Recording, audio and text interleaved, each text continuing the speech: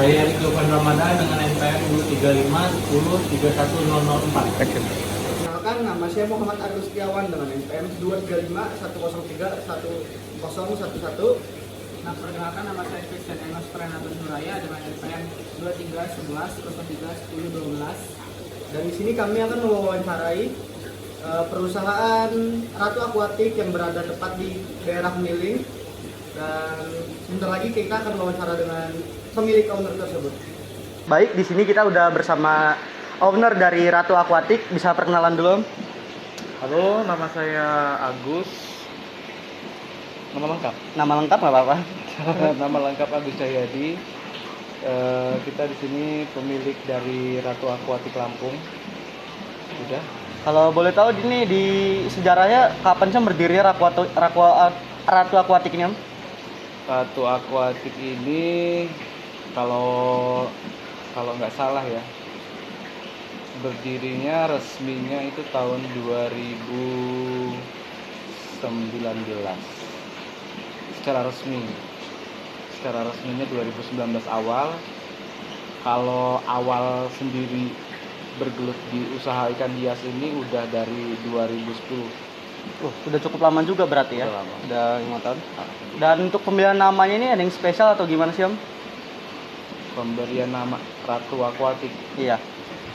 Sebenarnya pemberian nama ini nggak terlalu spesial, cuma waktu itu ngambil gampang aja, pakai nama anak bungsu aja, Ratu. Jadi langsung aja Ratu Aquatic. Saran dari keluarga, dari istri, dari anak-anak juga kan. Kita juga dulu punya yang terinspirasi dari ketiga anaknya, Tios Asdara. Tapi sementara ini lagi tutup dulu. Gitu. Oke. Terus tuh untuk biaya operasi kan pasti ini memerlukan biaya operasi kan, Om?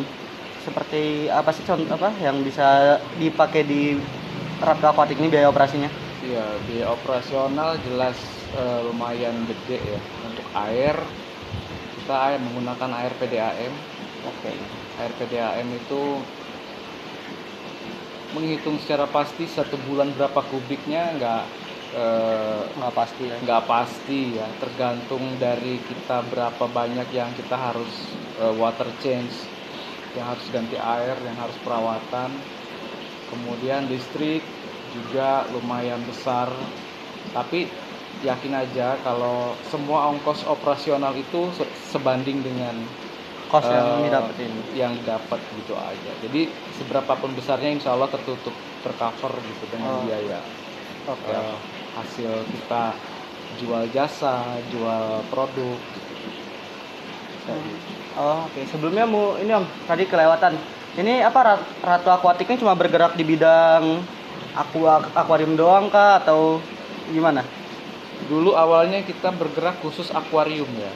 Khusus akuarium, aquascape, pokoknya hal-hal yang berkaitan dengan ikan hias dalam akuarium. Sekarang kita melebarkan sayap ke kolam koi, taman, paludarium, vertical garden dan sejenisnya gitu. Berarti nggak cuma bergerak di bidang akuariumnya doang ya? Pokoknya selama itu berjibaku dengan hal-hal yang berbau dengan dekorasi rumah seperti taman, kita garap juga. Untuk Om Agus sendiri nih, Om Agus ini sendiri apa kerja sendiri atau ada karyawan sih, Om? Kita karyawan secara tim itu pada saat kita butuh tenaga kita ada gitu aja. Iya. Kita ada kayak gitu. Dan itu kan pasti butuh sistem penggajian kan? Iya. Untuk sistem penggajiannya termasuk yang udah pasti atau persenan sih, Tom? Penggajian itu persentase ya. Persentase sesuai dengan job yang kita dapat, sesuai dengan kebutuhan tenaga yang kita perlukan, sesuai dengan spek pekerjaan yang kita butuhkan. Jadi kalau misalkan pekerjaan itu dinilai kecil, hanya bisa dihandle sama satu orang, itu satu orang aja. Kalau kita pekerjaan itu butuh 10 orang, ya kita akan hire 10 orang. Dengan spesifikasi ahli masing-masing. Contohnya misalkan kita buat kolam, di situ pasti ada ahli gali, Iya.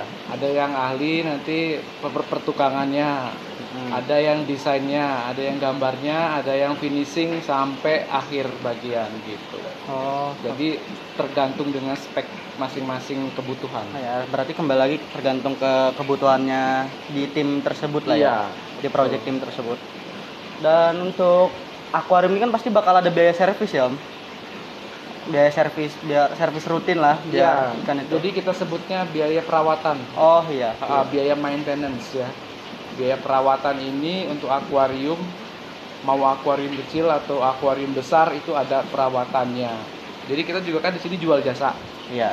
Jual jasa perawatan. Jadi untuk owners yang sudah bikin akuarium besar, yang semua perawatannya pengen dari kita, itu kita kasih dengan harga sesuai dengan spek akuarium dan kolamnya gitu. Oh. Terus untuk kalau misalnya akuarium seperti ini kan udah siap dijual berarti lah ya, Om? Ada yang udah siap dijual. Iya, akuarium di galeri ini kebanyakan kan kita display contoh ya. Iya. Display contoh, tapi kalau ada customer yang mau beli, ya kita jual gitu. Tapi kalau ada yang mau mencontohnya, terus dibikinkan kita baru di rumahnya, kita buatkan. Kalau boleh tahu itu untuk biaya-biaya operasional kayak seperti batu atau itu beli atau gimana, Om? Batu ini kita beli semua, walaupun bahasa kasarnya batu ini bisa kita ngambil dari kali, Ya. bisa ambil dari laut, bisa diambil dari alam, tapi kita nggak ambil resiko dengan ngambil sendiri.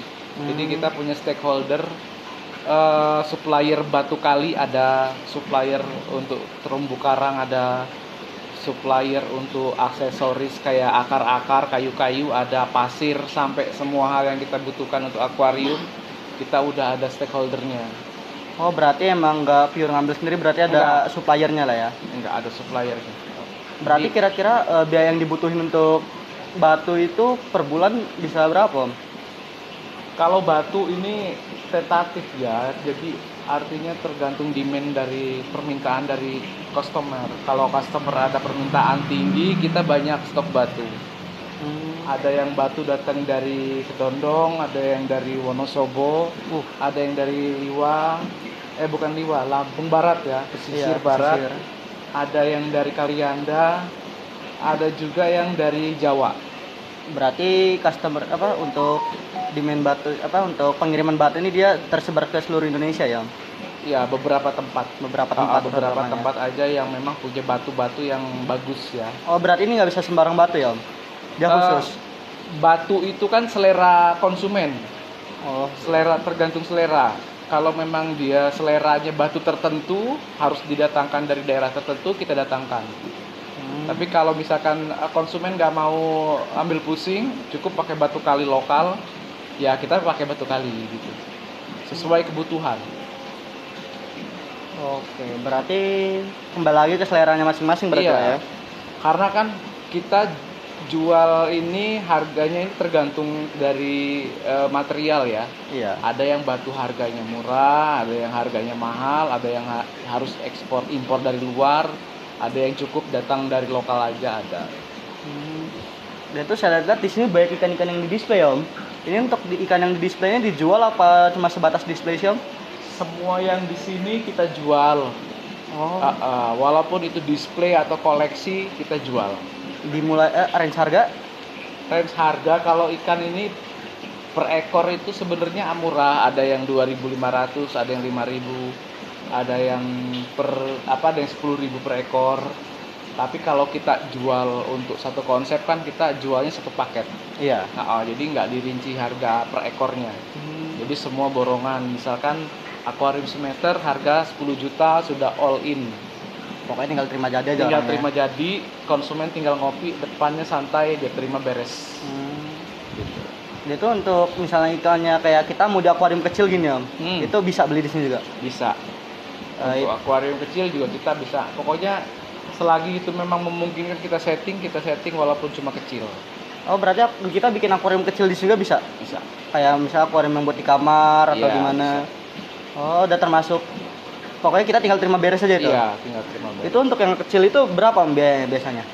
Untuk yang kecil kalau dia spek yang komplit, peralatan yang komplit, yang paling enggak 750 sampai 1 juta. Itu kita udah tinggal terima jadi. Udah terima jadi. Untuk ukuran 30 cm. Ukuran sekitar 30 cm, 30 cm, 30 cm. Oh, 30 kali 30 kali 30. Iya, Oke. 30 kali 30, 30. Terus tuh ini rata-rata ukurannya bisa sampai 1 meter ya, Om? Rata-rata 1 meter ya. Kita punya display agak besar. Kayak itu 1 meter, ini 1 meter, ini 1 meter setengah, ini 1 meter setengah, itu yang besar 2 meter. Supaya makin gede akuarium itu makin enak perawatannya. Oh, justru semakin gede malah semakin enak ya, Om? Makin enak, makin santai. Oh, keren. Makin kecil itu makin rumet, makin sering ganti air. Oh, jadi semakin kecil malah dia semakin ribet. Iya. Oke. Itu untuk biaya bulanan yang wajib dikeluarin itu apa aja sih, Om, kira-kira? Biaya yang wajib kita keluarkan jelas biaya perawatan ya. Untuk ikannya ya. Biaya perawatan itu kita wajib keluarkan. Biaya perawatan ini kan kalau kita rinci ada biaya listrik, Iya. ada biaya air, ada biaya jasa, ada biaya pakan. Iya. Nah, itu jadi 4 faktor itu yang kita rutin kita keluarkan. Kita sebutnya ongkos operasional ya. Iya. Ongkos operasional sekaligus ongkos produksi. Kayak gitu. Untuk pakannya sendiri dia terkhususkan atau apa kayak pakai cacing ataupun Tiap ikan ini karakter pakannya beda-beda, Oh, tergantung ikan.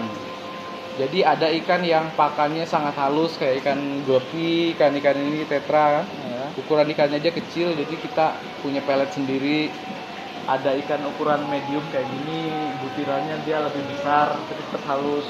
Oke. Kalau ikan koi di kolam belakang dia lebih besar. Jadi semua variannya banyak. Oh, jadi Pakannya, tergantung tergantung ikannya. Oke, oke. Berarti tergantung ikannya lah ya, ikannya Iya, kondisi tergantung ikannya. Ada ikan yang makannya ikan. Oh, ada di sini. Iya, ikan-ikan kayak ikan predator gitu kan. Oh. Ada, dia makannya ikan. Ada ikan yang makannya pelet besar, ada yang pelet kecil, dan mereka nggak bisa kita gabung jadi satu. Karena kalau kita gabung jadi satu, nggak akan ada keseimbangan pakan dan perawatannya. Oh, berarti di sini udah di kotak-kotakin lah ya. Iya, udah kita kotakan. Makanya kalau teman-teman mau pelihara ikan, itu harus dipikirkan. Pelihara ikan ini tempatnya seberapa yang pas, pakannya apa, perawatannya seperti apa, nanti kita kasih penjelasan kayak gitu. Berarti di sini nggak cuma kita beli jasa doang, tapi termasuk kita jelasin juga lah ya. Iya, kita kasih edukasi ke owners itu supaya mereka tuh nggak salah pelihara, nggak salah konsep, termasuk dekorasinya kayak mana yang pas, mau batu kah, mau kayu, mau tanaman, atau mau kosong gitu kan. Semuanya kita arahkan yang paling pas, yang paling gampang merawat sesuai kemampuannya masing-masing. Untuk tingkat kerumitannya ada nggak sih, Om, untuk ngebuat aquascape ini? Ada. Tingkat kerumitannya itu pasti tergantung dari jenis tanaman. Oh, Semakin banyak tanaman yang mau kita tanam dalam satu akuarium, tingkat kesulitannya semakin tinggi. Karena kan setiap tanaman itu karakternya beda-beda. iya betul. Tapi kita gabung jadi satu ekosistem dengan air satu, pencahayaan yang sama, tapi karakter tanaman beda-beda. Di situ nanti ada yang mati, ada yang hidup, ada yang berkembangnya cepat, ada yang berkembangnya lambat. Oh. Jadi di situ bisa jadi semacam kayak seleksi alam. Iya betul. Nanti di situ yang mati kita jangan tanam ulang, yang hidup dan yang tumbuh lebat itulah yang kita rawat, kita atur. Kalau yang sudah mati, sudah positif, dia nggak cocok. Iya. Gitu. Jadi ada tingkat kesulitan yang paling tinggi itu aquascape. Makanya paling gampang kita nanam aquascape, konsepnya tanamannya satu jenis. Oh, Kenapa iya. satu jenis? Karena lebih gampang daripada bermacam-macam. Itu. Oh. Terus tuh Om Agus sendiri pernah nggak sih, Om, ada project besar ngebuat aquascape atau apa gitu? Pernah. Itu gimana itu, Om? Kita ngerjain project paling besar sejauh ini di rumah dinas Polda Lampung. Oh iya. Di situ. Itu ngebuat Aquascape ukuran? ukuran 2 meter. Ukuran 2 meter. Untuk pengerjanya berapa lama itu, Om? Pengerjaan aquascape itu nggak terlalu lama ya, khususnya untuk konsep natural. Waktu itu progresnya kita kerjakan sekitar 10 hari. Nggak 10 begitu hari lama. sudah selesai. Kemudian running 2 minggu, kita masukin air, 1 bulan udah maksimal kelihatan hasilnya. Berarti itu udah apa yang di rumah dinas Polda Lampung tuh dia udah terima jadi aja, udah mainkan di sini juga. Sudah semua satu paket, Oh. termasuk perawatan juga kita masih rutin jalankan sampai sekarang. Oh, berarti kalau misalnya mau ngebuat itu kan ada pasti ada harganya kan tiap ukuran aquascape. Iya. Itu dimulai dari harga berapa sih kalau boleh tahu? Kita di aquascape ini bisa jadi ya ukurannya sama-sama 2 meter nih misalkan. Iya. Sama-sama 2 meter. Si A bikin aquascape 2 meter budget 10 juta. Bisa. Si B bikin aquascape budget 20 juta ukuran 2 meter bisa. Jelas lebih bagus Lebih dari yang bagus, iya. ini. Nah, si C bikin budget 100 juta ukuran 2 meter. Jadi semua ukuran yang sama bisa habis biaya yang beda karena banyak konsep yang berbeda, karena harga material tanaman beda-beda, karena juga harga batunya beda-beda. Jadi tergantung lagi konsep. Apalagi kita bicara langsung ke harga ikan. Iya. Harga ikan ada yang per ekor 10.000, ada yang 1 ekor 1 juta. Oh, Nah, jadi kan bisa dibayangkan iya. harga yang 10 juta dengan yang 100 juta kemungkinan banyak perbedaan di material yang ada di dalam. Secara fisik aquascape-nya sama, akuariumnya ya, Iya, pirantinya, ukurannya. kacanya sama, lampunya mungkin sama, tapi di dalamnya beda. Jadi tidak ada patokan harga, tapi kalau misalkan kita mau mulai dari yang kecil, untuk piranti perlengkapan aquascape itu paling enggak aman di budget 1.500.000, itu sudah ideal. Itu udah paling idealnya 1.500.000. Paling ideal, minimal. Paling minimal lah. Pokoknya dari Iya. 1.500.000 kita udah dapat include semuanya. Iya, karena untuk membuat aquascape itu kita biar cakep kita butuh meja. Heeh.